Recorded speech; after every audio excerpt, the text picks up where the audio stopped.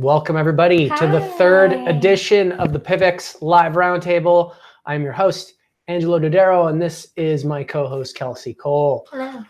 Welcome. And so today we got a pretty cool show for you. We're going to be talking all about, can privacy coins be stopped? We're going to touch a little bit on the recent discussions in France and some of the distaste that is growing there for privacy coins. And it raises a bigger question. Can privacy coins even be stopped? So that's one of the things that we want to dig into today. And we're just going to wait a few minutes for some people to join. As we now do, we have a little contest in the beginning. So if you want a chance to win 20 PIV, just leave a comment in the chat, in the YouTube chat here. And we're going to pick a random winner by about 5 minutes after the hour. So make sure you do that, and please share this on Telegram, Discord, everything, all the above, Twitters, all your stuff. Do that little like smashing. You know what? I can't say that with a straight face. Don't. I can't do it. Just laugh. I'll laugh it off. Oh, and do the little notification bell. So if you want to get updates for when PIVX is putting out new content like this, make sure you hit that little bell on YouTube that it is next to. I think it's by the subscribe button, and then you'll be able to get those notifications. So last week, the news was, it was buzzing. It was buzzing. France came out, and we have some...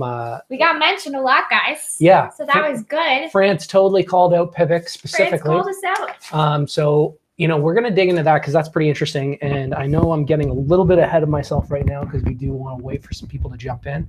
But yeah, the last episode that we had was all about proof of stake versus proof of work. We had some great guests on, including the inventor of VoIP, Mr. Alex Mashinsky, who's also the founder, CEO. Or is he the CEO of Celsius? Yes, I think he is the founder and CEO. Daniel is the COO. He's the COO. Okay, a great man.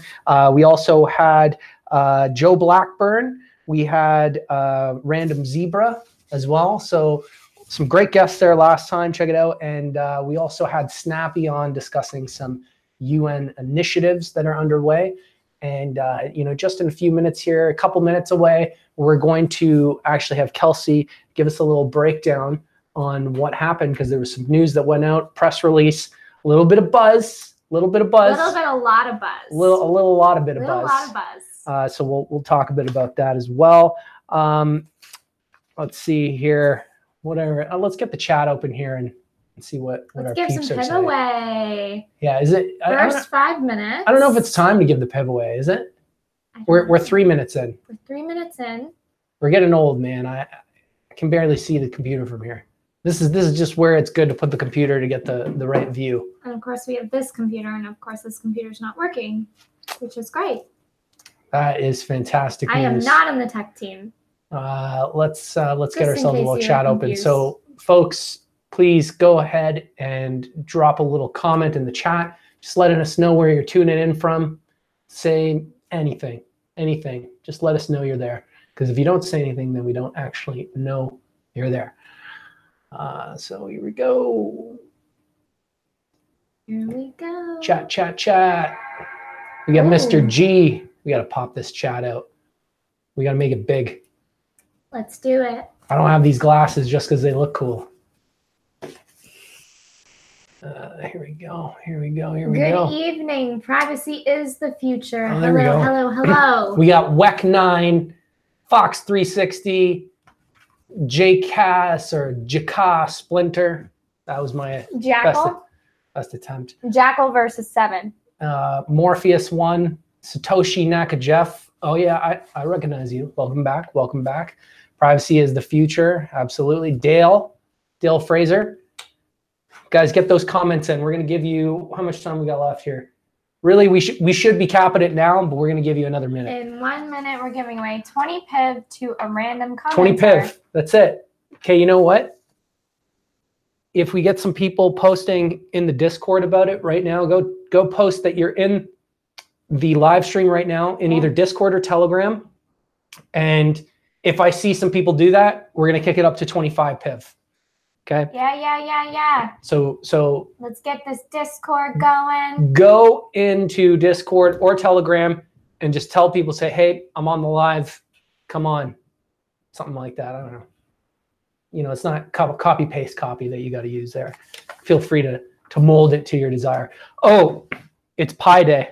Oh, right. Yeah. I feel like we could get punny with that. Yes, we could. In fact, I do have some Pi Day jokes lined up that, you know, I'll sprinkle a little bit throughout, but I'll give you one right now. Why do teenagers travel in threes? Drop a little comment. Why do teenagers travel in threes? Do you know why? You know why, actually, so you can't say. No. Anybody? Don't know why. We'll give it a couple more seconds. Keep me in a purple every day. You know why? That's it. You know why, actually. Here we go. Anybody? Anybody? Why do teenagers travel in threes? Okay, I'm going to tell you. Because they can't even. Can't even. Ha That's for you, Steph. I'm going to give you another one. What do you call a number that can't keep still?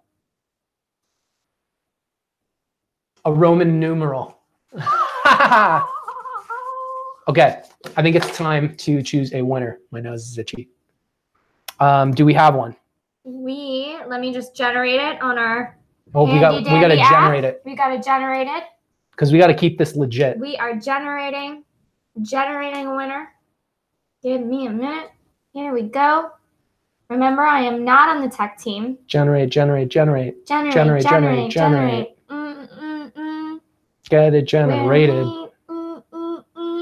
Let's get this going. MBU. Oh dear. Yep. Morpheus 1 is our grand winner. Morpheus 1 is the random winner. Morpheus 1 is the future. Send me a message on Discord.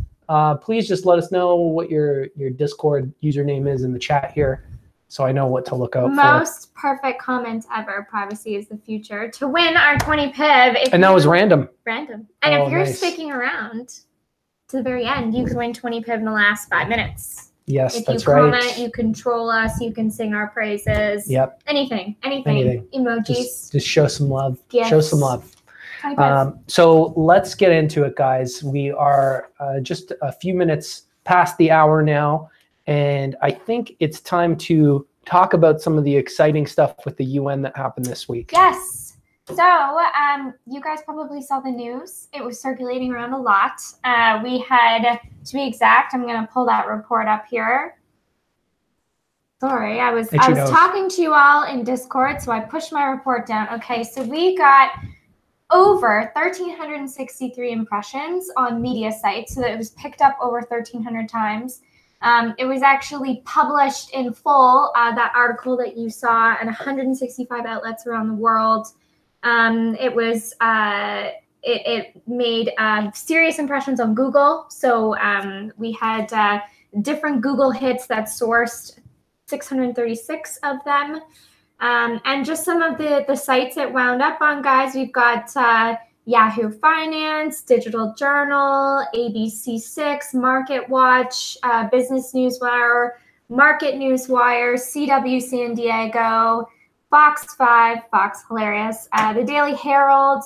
It just goes on and on. A lot of local news stations. So there's a lot. There's a lot. Yeah, that's pretty badass. We should just show you.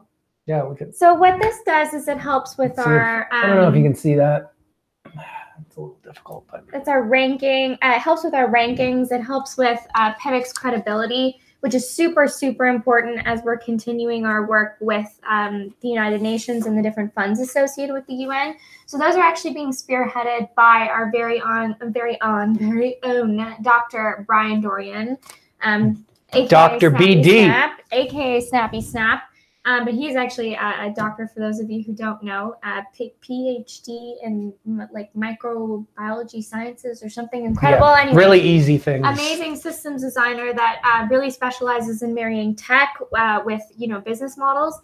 And so he's been working to establish the PIVX Foundation, which is actually a sub-fund of an official United Nations fund called the Sustainable Development Goals Impact Fund, which Dr. Dorian is also a huge part of. So he was at the United Nations last week for an incredible celebration on March 6th, pre-International Women's Day, on Impact Investing Summit on investing in women, and was specifically there with the SCG Impact Fund and with PIVX to help represent and continue brokering the deal that PIVX is going to be a part of, helping to build a technology on the back end for this actual platform for the UN. So it's the same payment integration that the UN is using. We're actually working with the foundation to support the United Nations, which is huge. That's an official organization. That's an official organization with the United Nations. So you saw in the PIVX story a quote from Janet Salazar, who Dr. Dorian's worked with quite a bit, in addition to other people at the United Nations, and really getting this partnership underway. So we'll be working with the PIVX dev team to actually build out a back end that helps not just collect and track donations on the blockchain in both cryptocurrency and in fiat currencies, and of course all kinds of payment, including PIVX, we really hope, and then also to be able to track time. So as that continues, we're going to get Dr. Brian Dorian to come on and talk about that when we've got that plan further fleshed out. But you'll see announcements coming in the next few weeks. Having this credibility and endorsement from the UN, that was huge. Like it's massive. And Dr. Brian. Well, let's make the distinction for those who, because there has been some questions around, like, is this an official UN PIVX partnership? What is the differentiation here? So let's clarify that for people, because I know that's come up a couple times in the Discord. Sure. The Foundation to Support the United Nations is the actual foundation that does private partnerships. So the UN itself can't accept money from private entities, so they have to have their official foundations. There's two. The Foundation to Support the United Nations is the one that we're working with, and PIVX is working with specifically. And from there, there's another fund called the SCG Impact Fund that helps companies set up their own foundations in association with the UN. You absolutely have to be within a really positive and an awesome ecosystem and know the right people. You cannot just get into this, even if you've got $100 grand or $1 million to throw around. It's such a tight network because you're doing things like going to the Nobel Peace Forum, which Dr. Dorian was at in December, and working with really, really high-level individuals on trying to achieve the UN Sustainable Development Goals. So that's not just like, something that they roll out the red carpet for anyone. Dr. Dorian's been working on this partnership since June of last year. He was at the very first Blockchain for Impact Forum that was actually at the United Nations. We were there as well. And I've been very involved and will continue to be involved from behalf of PIVX as a woman in the community, because they're really focusing on trying to get more women involved as well. So yeah, it's very exciting. Very exciting. And I know for a fact these events that Dr. Dorian has been a part of as a representative for PIVX, this isn't thousands of people. We're talking a very, very select guest list of hundreds of people that have to be pre-security cleared. Names on a list, go through the whole checks, the whole checks, the whole kit and caboodle. It's very serious, especially the notion of cryptocurrency and a privacy coin to be that involved. I mean, they are really looking at, and we're going to get into this later, and a report that I have actually from the Foundation for Human Rights on why privacy coins are so important. But they see it as a real potential for social impact, because you can get money to remote areas in the hands of people like women who couldn't access it before. So tons of interest and support from the Foundation to Support the United Nations and Janet Salazar, who is their lead and a permanent representative to the UN. So really exciting to get that out on behalf of PIVX, and very well received in the professional community. So regulators taking a lot of note, and government officials who really picked up on it this week, and then also the crypto community, which we hope will help, support the love for PIV. Yeah, and this is just the beginning of a relationship that will produce fruitful results ongoing. I know some people are asking in the Discord, what does this mean for PIVX? What's the value of this for PIVX? And some of those things are harder to put your finger on specifically in terms of tangible outcomes at this exact moment in time. But I guess you'd have to ask yourself, what kind of opportunities would be exposed to the people in a room like that with a select group of individuals that are handpicked to be there, working hand in hand with these organizations, these official organizations, that work and collaborate with the UN. It's very exciting, and I think it's something that we'll hear more and more about as things evolve over time. So with that, let's just go into our quick PIVX news update and some of the things that have come up in the last couple of weeks. CoinDo, one of the best PIVX wallets for 2019. This was a very thorough review for anyone interested in new alternative solutions, or anyone new to PIVX wondering where else they can keep their PIV, other than the official PIVX wallet, of course, which you want to use if you want to be staking and all that good stuff. But there are other options out there as well. So we want to give a shout out to CoinDo for giving that support. Thank you very much. PIVX listing. So this is a new, very simple, easy to use single page exchange called PIVX, where you can convert over 140 plus cryptocurrencies to and from PIVX without user registration.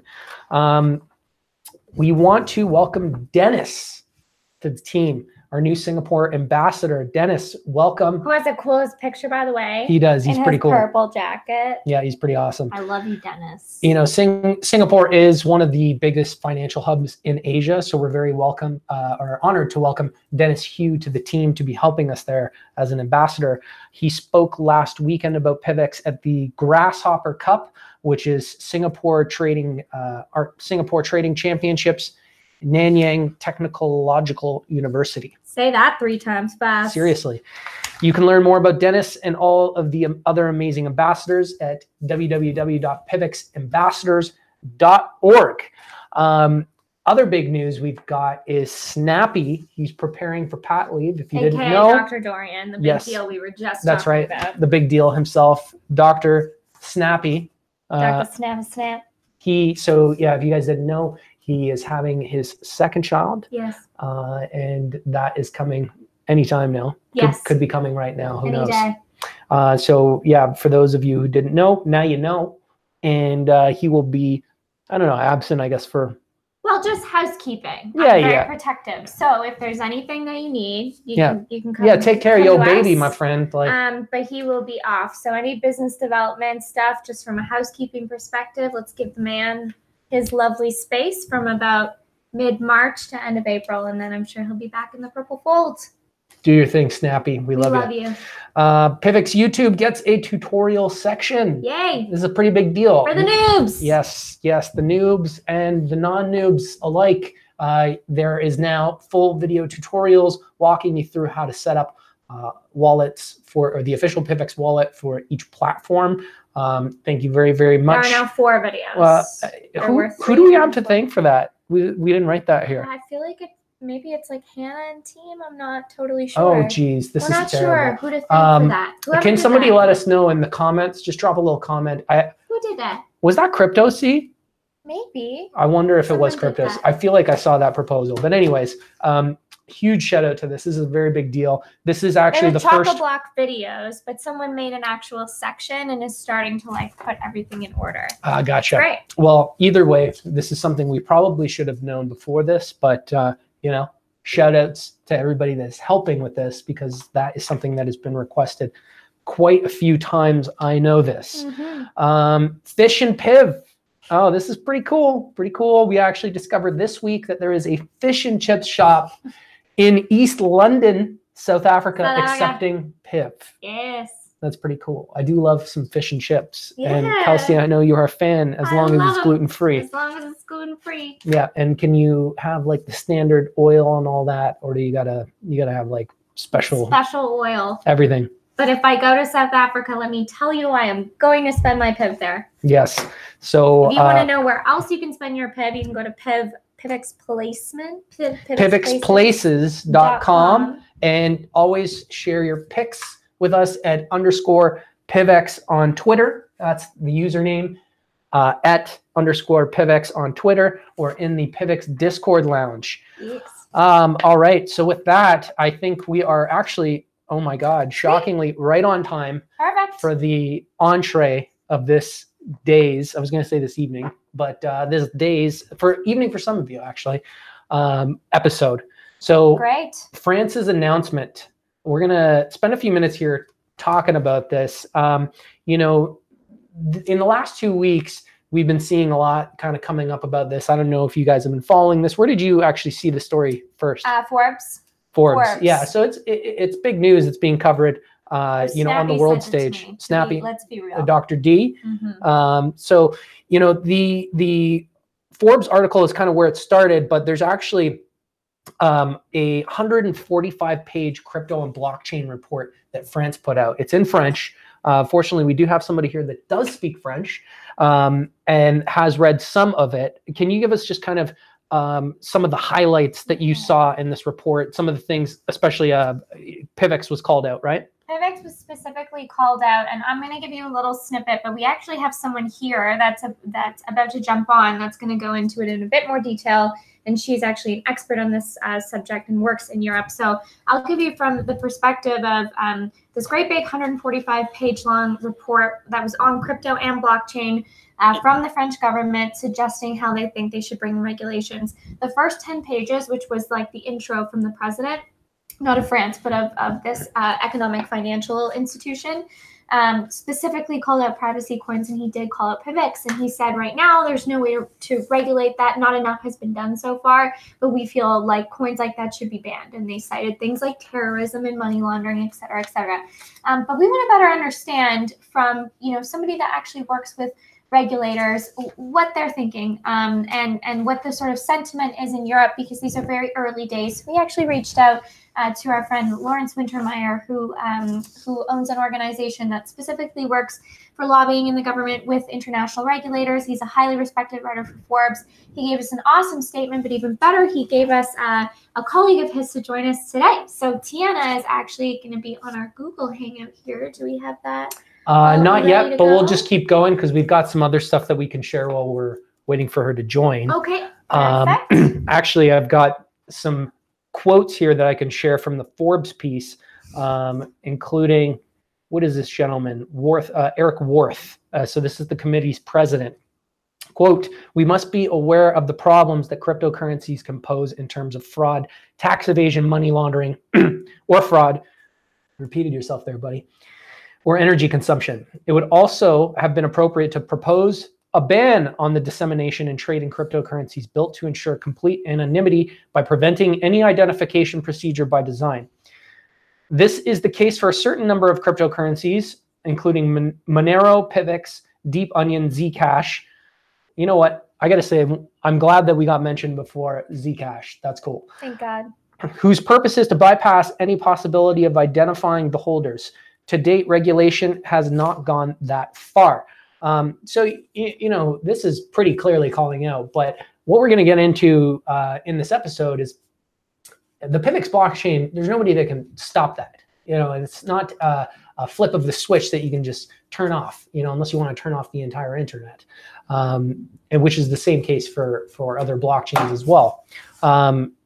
You know, so this is a kind of an interesting case now that I think a lot of us have realized that at some point this would be inevitable, that we'd have to confront these discussions. And you know, what's great, and I think our guest is going to be able to provide some insight, is what is the process and how can we best inform regulators around the world so that they can make informed decisions? Because the biggest problem is, do they even understand what they're regulating? And that's really what we need. And really, it's kind of like AI. When it gets, you know, when we even think about something like AI, I remember Elon Musk was talking about this in an interview that he did recently, where, you know, when it gets to a certain point and something happens with AI where regulators want to move, by that point, it'll have advanced to a level that it will not be able to be stopped, essentially. It was pretty fascinating. I think it was Joe Rogan, actually. Joe Rogan. She's on anytime, so. Okay. Do we see that pop up on Google Hangouts? How do we see that? Yeah, she'll just pop up right there. Oh, we'll see her, yeah. So she's not on yet. Perfect. But anyways, I'll finish up that point. Cool. Essentially, you know, by the time regulators want to make decisions around these things, it's already too late. So things are already, the blockchains are alive. They're their own living, breathing organism.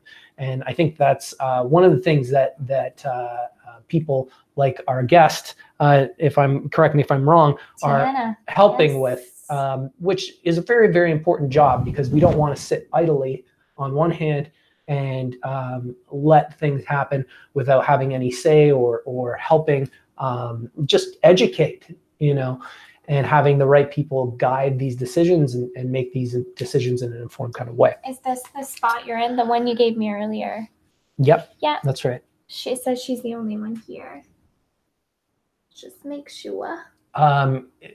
She must be using the link that you had put before. No, I gave her the one. This is directly from the one you gave me. Sorry, guys. Get our guest on here, Tiana. Hooray.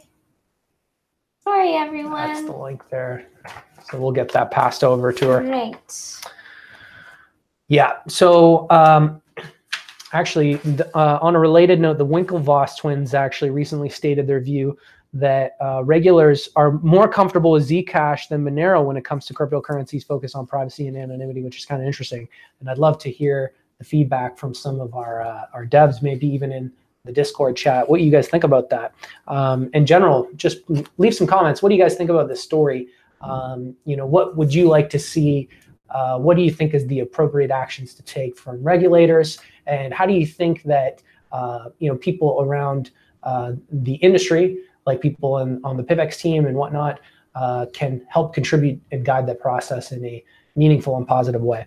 Let us know in the comments. Hoorah. So I think we'll have our guest here any second. I'm just going to jump over to the chat, see what we got going on here.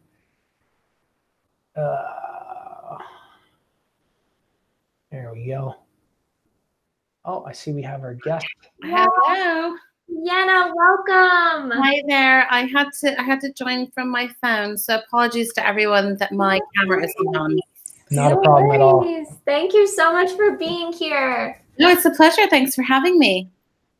So we were giving everyone a tiny bit of background, but do you want to tell us a little bit more about what you do at GBF and kind of what your overall mission is in the space? Sure, that'd be great.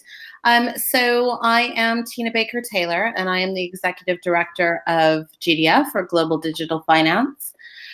We are about 15 months old, and our mission is really to promote greater adoption of standards and ethical business practices for the use of crypto and digital assets. And we do that by working with the crypto asset and digital asset community, as well as with policymakers and regulators. So really, we're looking to drive the acceleration of the adoption of digital finance technologies. Very cool. And you guys are based in London, so do you work sort of in tandem, in parallel, or in cooperation with like Coin Center? I know they're very big in the lobby space too. So we do work across different member bodies in partnership with them. We don't lobby. So the difference, I think, between our organization and one that lobbies is, first, we're global. So our mandate really from the community is to operate in the space that is supranational, so above any one jurisdiction. And typically when you're lobbying, you're trying to change legislation in a particular country.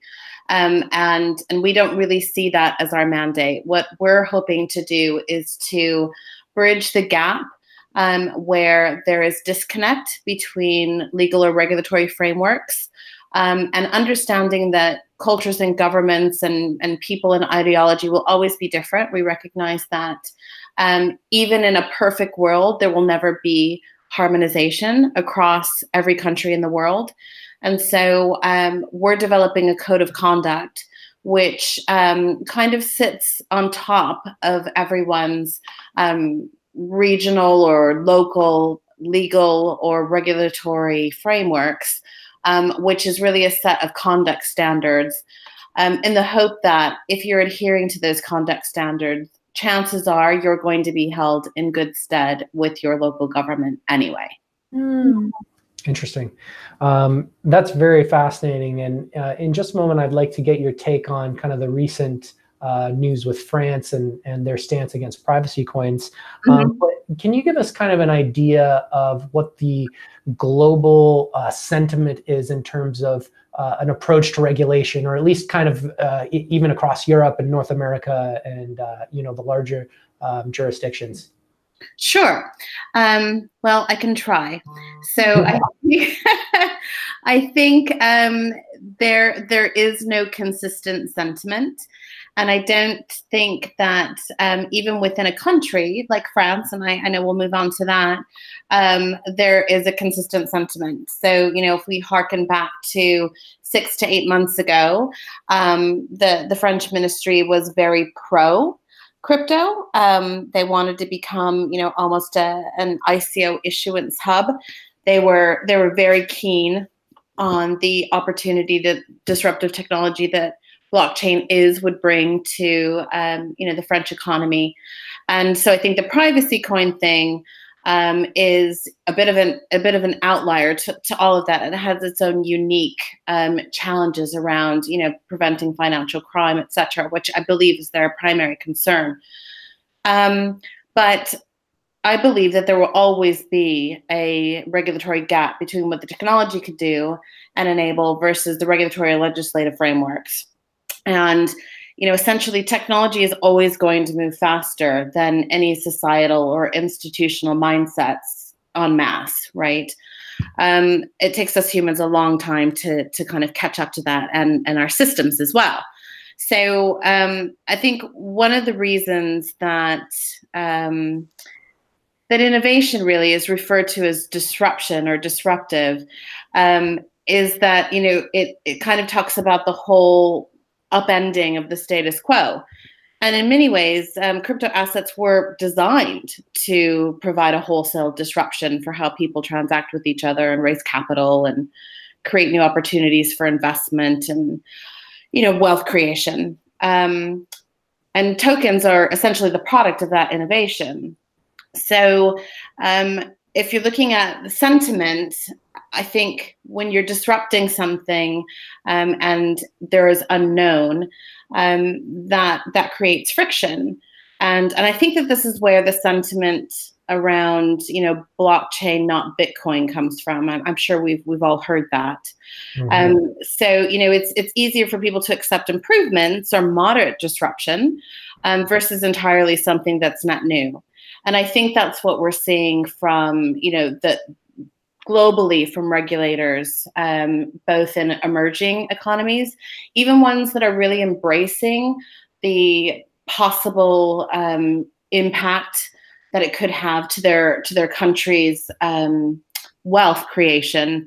We've got jurisdictions like Malta and Gibraltar and Bermuda that are looking to enter the space, the Bahamas, and really bring that capital creation that is being driven by this innovation to their countries. And some of those projects go well, and some of those projects don't go as seamlessly as others. And then we have kind of the big G20 countries that are going to obviously be harder to shift, right? Because they have a legacy network, and there's a lot more to do to change legislative frameworks to enable some of this stuff to happen. So I think we're starting to see clarity in pockets. And I believe that, well, it's my experience anyway, that regulators and policymakers are very keen to work in partnership with the community to really understand all of the opportunities and the risks, and try to identify a way to enable that continued innovation without stifling it, but putting guardrails in place. Right. Yeah, that's very interesting. So what is your take on how government's perception is around the fact that a blockchain is almost this living, breathing organism that, once it gets to a certain point, can't really be stopped. There isn't a centralized node that you can go to shut it down or flip the switch off, which makes the France stance on privacy coins very interesting, and kind of how they're going to approach that, because even the developers of PIVX couldn't stop it if they wanted to. Yeah. You know, and so what's your take on that? What do you see as the take of government officials, and how do you see them dealing with that? That's a really great question. So I think if we just take a look at a decentralized system, right? So this consensus mechanism, you know, it's meant to, you know, find agreement, to find a consensus before a decision is made. And the assumption is that when consensus is achieved, that the right outcome has occurred. And I think consensus is kind of interesting. I think about this a lot when I look at, you know, how AI algorithms are kind of impacting the way that I'm potentially making decisions, and it's not always conscious. And consensus can kind of become an echo chamber. So the idea that you can't shut something off once it's started, you know, from a regulatory perspective, that's really scary, right? And today we also saw some news come out from the Canadian securities regulator, and you know, they too were saying, "Oh gosh, you know, we need to, you know, put a framework in place that is going to address some of these things." And privacy coins are always basically, I wouldn't even say it's privacy coins; it's customer due diligence. It's that idea that transactions are happening, and possibly at significant volumes, and they could be used for harm, right? So I think the element around privacy coins is further complicated by the fact that there is additional elements to the technology for people who are not familiar with this technology to get their arms around and how it works. And so I think that's really down to the community providing more education to these policymakers. I work with, you know, 2 privacy coins quite regularly. One of them is absolutely instrumental in GDF's KYC AML CTF working group. And that working group today is working on considerations for the FATF, who are undergoing a review of their 40 recommendations, and how, as they call them, virtual asset service providers should be treated within those 40 recommendations. And the privacy coin element is really interesting because, you know, if you're looking at something like a wire transfer, just for a regular coin, there's a number of requirements that need to happen that sit within, you know, a traditional financial institution messaging system that simply doesn't exist within a decentralized network. There's no infrastructure to attach all of that information that typically goes with a wire transfer. So we're trying to explain it to them literally line by line around how this stuff works and where the gaps are in the existing policy that the technology just isn't designed to fit. I think the other thing about privacy coins is people don't understand that most privacy networks allow you to provide transaction information. And there's an interesting stat that a senior member of Zcash has recently conveyed, that something like 1% of their network actually turns on the privacy feature. So, you know, the risk is that they just ban outright these tokens and say that it's illegal to handle them. And, you know, I think that is a potential possibility. But I think that this is a red flag that, you know, the community needs to be better about explaining what this technology is and taking an active role and reaching out to those policymakers and not necessarily waiting to be approached. Yeah, no, that's a great point. So where do you see regulators really kind of getting a good handle? Like, what areas do you see them getting a good handle on the crypto and blockchain dynamics, and where, if anywhere, do you see them kind of perhaps needing a little more explanation, or where they may be struggling to kind of grasp certain concepts? So I think that during the ICO explosion, we saw a lot of malfeasance. and there were a number of projects that were, outright fraud and scams, which did a real number on the industry. So, any community is based on trust, and we've had a real compromise of that trust. And so I think in some ways we're in a situation now where we're attempting to regain that trust. One of the interesting things that came out of the Crypto Asset Task Force report from the UK, so the Crypto Asset Task Force was a joint task force between the FCA, which is the regulator, the Treasury, and the Bank of England, so the central bank. And in their report that they issued earlier this year, the most interesting thing to me was that they identified ICOs in their concept as an innovative and interesting way to raise capital. So it isn't that the the structuring of the token is an issue.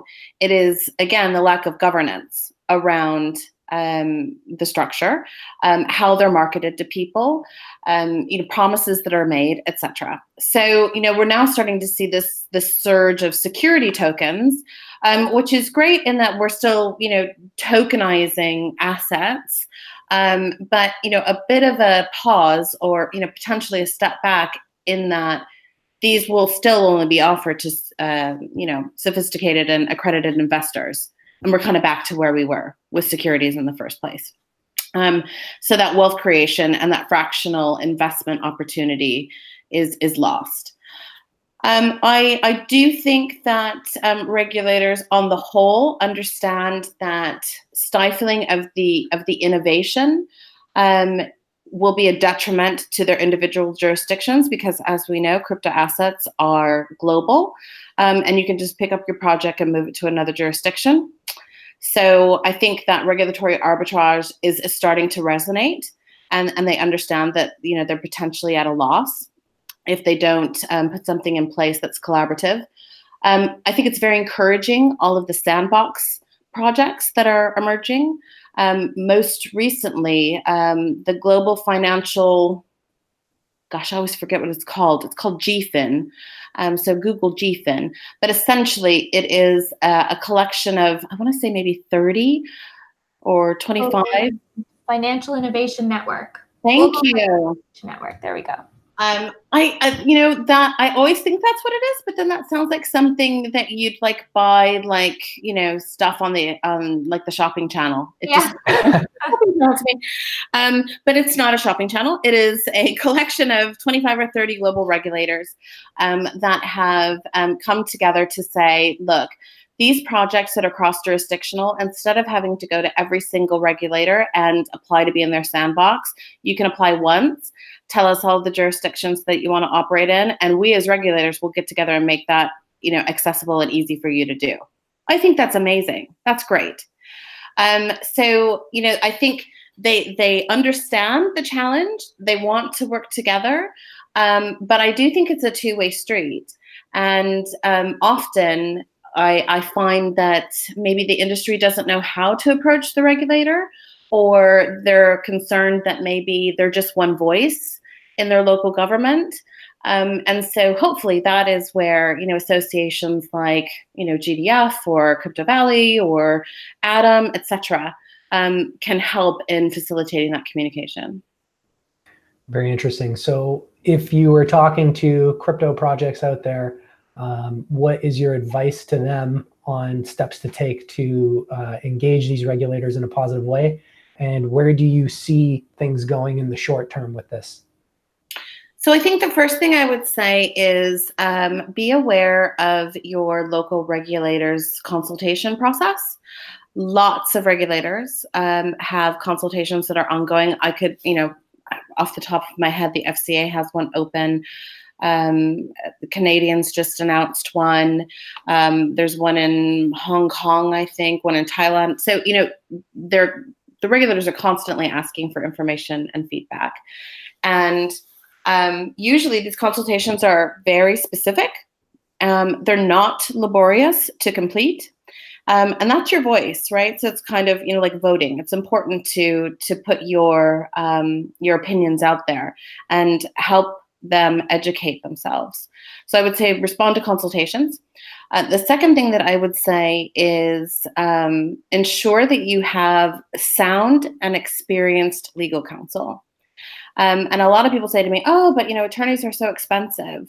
So is, getting sued or shut down. That can get expensive, Yeah. Going to jail can be expensive. So, if there's lots of, again, with just like with the industry participants themselves, one of the things that GDF does is incorporate the entire ecosystem, including those professional service providers. So, they can be equally shifty, I guess is the word. So, when you're looking for legal counsel, it's really important, especially if you're issuing a token, especially if you're issuing a gas or a utility token and you really think it's not a security, make sure you get a couple opinions on that. And if you're issuing a security token, for that matter, it's important to make sure that you've kind of dotted the I's and crossed the T's. And the third thing that I would say, and not as a plug just for, GDF specifically, but joining a community that reflects your values and that provides some kind of support and guidance around, participating in a community that gives you access to a network of peers and potentially a voice with the regulator and policymakers in your area and or globally is, I think, really important, especially for those areas where you don't necessarily have clear regulatory frameworks. So our hope is that our members, our registration scheme, which will allow our members to self-attest their compliance with our code of conduct, will be live in April. And we hope that as that grows and that registration grows, it will become an area where people check to see, oh, I'm thinking about getting involved in this project. Oh, yes, well, they're compliant with this code. And hopefully, self-regulating SRO type projects will also demonstrate to those policymakers that this industry is maturing and able to police itself. Amazing. I think policymakers are going to like that. That sounds very exciting. So it sounds to me like they do like it. Yeah. A lot of them like it. Yeah. So are you optimistic about the future of at least the relationship of cryptocurrency and governments? I'm an optimist, right? So I think that this is such early days. We used to say, oh, crypto's a newborn. And I like to say, well, crypto's a toddler now. And, newborns can yell and scream and poop on the floor and nobody gets upset with them because they're newborns. But, toddlers are held to, a slightly higher standard. We understand there'll be a temper tantrum now and again, but, we expect that you can, not throw your food all over the place and behave yourself, in increments of time. And so I think that's where crypto is. But over the lifetime, we're still very young. So I really think what I'm most encouraged by is if I look at conference agendas this year or what I'm being asked to speak about on channels like this is more around ethics and how we really grow up crypto. And I think that's so positive. Yeah, agreed. Awesome. Amazing. Well, thank you so much for joining us. We really appreciate it. That was incredibly insightful. No, you're very welcome. It was a pleasure. Thank you so much. Have a wonderful evening in London. It was a pleasure having you. Yes, and we got somebody else joining us as well from London, Mr. Crypto C himself. Welcome to the show. Oh, I think he's muted. Yeah, your mic's muted. Hello, let's get you on. Oh my. Am I still muted now? Yeah, you're good. We hear you. How you doing, my man? Hello. Yeah, not too bad. Not too bad. How are you? Very well, thanks. And thank you very much for joining us today. Yeah, that last lady was pretty clued up, weren't she? She's amazing. Yeah, that was amazing. Amazing. Wow, that was something else. It was way better than I could have imagined. Yeah, and actually, I just realized we still have to read the quote from Lawrence, which I think now is a good time to do it before we kick in with CryptoC here. But this is from Lawrence. What's Lawrence's last name? Wintermeyer. So he founded the GDF. And GDF, yeah. GDF. And is a huge thought leader, huge writer for Forbes, gets a lot of attention around his governance comments. So he was kind enough to give us a statement. Yes, yeah. So here's a quote from Lawrence. My 2 cents, whereas central bankers are not really overly concerned about cryptocurrencies, policymakers and lawmakers, security, and to a lesser extent, regulators are concerned with privacy coins because they are digital bearer instruments and can be transacted anonymity and without the friction of cash. Given less than 1% of the $2 trillion of money laundering is detected in the formal system today, Danske Bank laundered 250 billion through one branch in Estonia last year. You wonder why folks are picking on crypto and decentralized exchanges. Much of this appears to be political sound bites out of concern, security, fraud, tax evasion, collection, etc., conflated with a real concern that retail customers are at great risk with these instruments, from leveraged trading platforms to hacked, stolen coins in custody. Whilst governments know that they will never eliminate privacy coins and decentralized exchanges, many are focused on bringing crypto and digital assets into the system with identified disclosure at the heart of the solution. It is early days, sit tight. That was from Lawrence Wintermeyer, head of the GDF. Boom. Yeah. So let's get back into Mr. CryptoC here. We're going to talk a little bit about, just at the end of our show here, we got a few minutes left, about what is a DAO? What does it mean? And, CryptoC, I want you to kind of tell us, as if you're talking to a regulator and trying to explain, like, what is PIVX? How does it actually operate? How does it govern itself? Okay. Right. So a DAO is a decentralized autonomous organization. So basically the idea is that there is no centralized authority making control or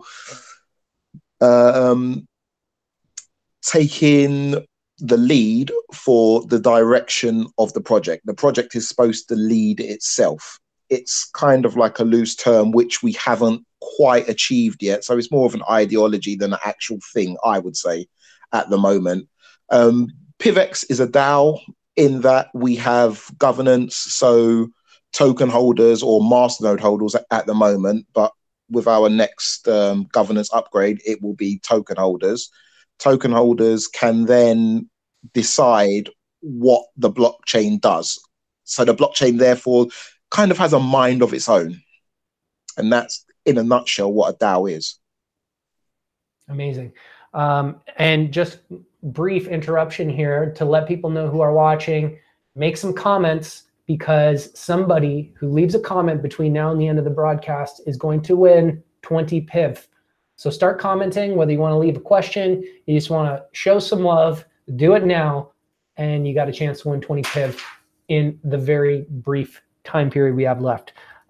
So CryptoC, what is the process for people who may not be aware of actually getting things done in a DAO? How does, for example, like this show that's happening here, this is one example. Tell us, like, in the case of development, like, how does that actually get coordinated?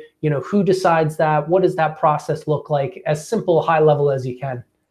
Yeah, see, it's difficult. It's difficult, and it's different in many different DAOs. But within our particular DAO, how it happens is we've got a budget, and every super block, which is roughly a month, so every month we get to vote on who the developers will be, and for the duration of the time we've had the budget, it's always been the same developers. We vote in the developers, and the developers go off and they develop effectively.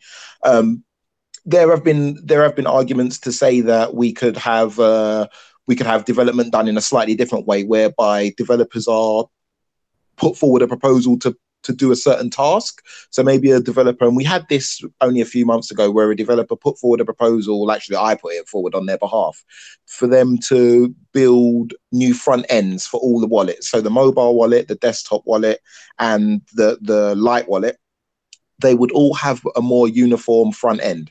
So they would all look the same and all feel the same, and there would be more uniformity. Put forward the proposal. Once the proposal has been put forward and passed, then the DAO is essentially acknowledging that proposal. So it doesn't always mean that money has to move hands, but often it does. So often money will move hands, and in the act of accepting a proposal, the DAO will also make a payment towards the proposal maker. So for example, somebody may propose to make a set of videos or host a set of videos. They may put forward a proposal and say, we want X amount of PIV to host a certain amount of videos. Then the masternode holders will review the proposal and any other information they can get, which we've put, which will probably be off chain. So the proposal holders will then speak to the masternode owners through Discord, or sometimes we have conference calls, or it could be through the forums, but there'll be some kind of back and forth where the proposal maker will say, okay, well, I want X. The masternode holders or the general community at this stage may say, oh, well, we're only prepared to give you Y. Then you come to some sort of compromise. Then you put in the proposal, it passes, money changes hands, and voila, things get done. And that process itself can only take a month, but generally, if you want high quality decisions to be made, it usually takes a little bit longer than that. Very fascinating. So in your opinion, what are the top 2 or 3 best pros, if you will, of a DAO? And obviously with any great thing, nothing is perfect.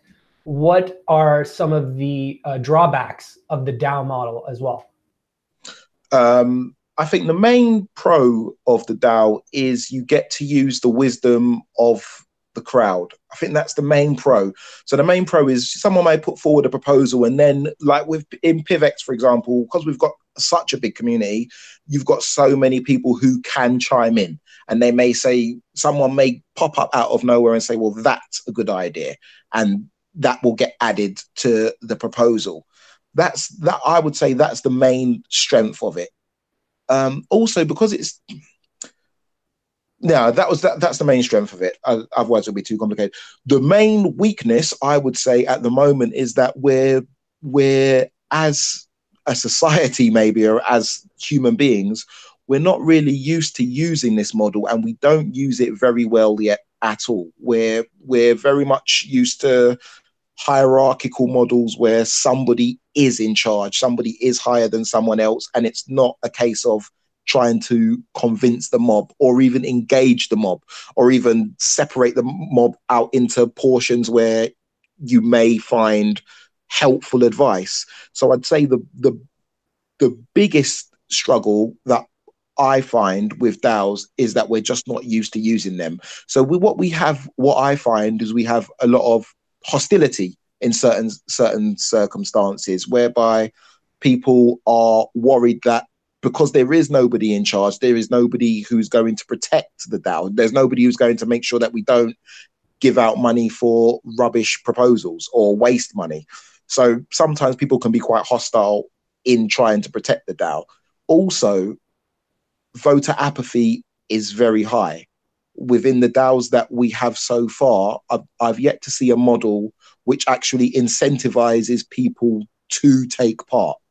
And that really hurts the model as it is. There's no one incentivized to take part. There's no way to incentivize people to take part as yet. And there's no incentive for people to make other people take part or to have discussion or to improve proposals. So I think we've still got a long way to go to find the perfect DAO, but I'm quite sure we are on the right track. So that's what I feel are the strengths and weaknesses. No, that's great. And I think part of improving is acknowledging the areas that need to be improved rather than sitting by idly and just assuming that everything is fine. That's definitely not the spirit of innovation. And I think it's something that PIVX has done very well, is leading the charge in this particular model. So thank you very much for joining us, CryptoC. We are now going to announce our winner. Drum roll. Who is it? Tell us. Satoshi Nakajeff. Whoa, Satoshi Nakajeff. Have you won before, Nakajeff? I don't know, but if you did, you're winning again. Woo! 20 PIV, baby. Let us know what your Discord name is in the chat, and shoot me a message, Angelo_Dodaro, Dodaro, in Discord, and I'll get you paid up today. Thank you so much, CryptoC. Thank Guys, huge purple love to CryptoC, who is the best governance guru. Can we call you that? Is that lame? Governance guru? No, that's fine. Yeah. Our governance guru. Been called much worse, to be honest with you. Me too. Yeah, here. Oh, lots of love. Thank you so much for being with us today. I think that's a wrap, isn't it? Yep, that's it, ladies and a wrap. gentlemen. So we will be back in 2 weeks. Same bat time, same bat channel. This is episode 3 of the PIVX Roundtable, and we'll see you next time. Ciao. Keep it purple, baby.